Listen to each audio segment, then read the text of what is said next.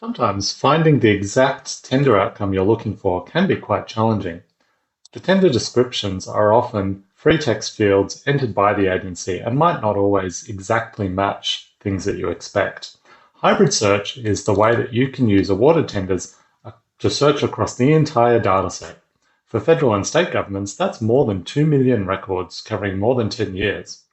And federal government, that's more than 800,000 records over 2 years. I'm just going to enter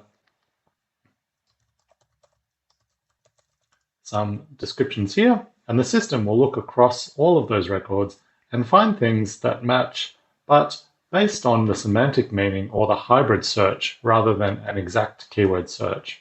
From here, we can narrow it down using natural language filters to find exactly what we're looking for. From here, we can see the full records, depending on where they, well, not irrespective of where they come from. And if we want, we can follow up and have a look at the detailed data behind each of those records.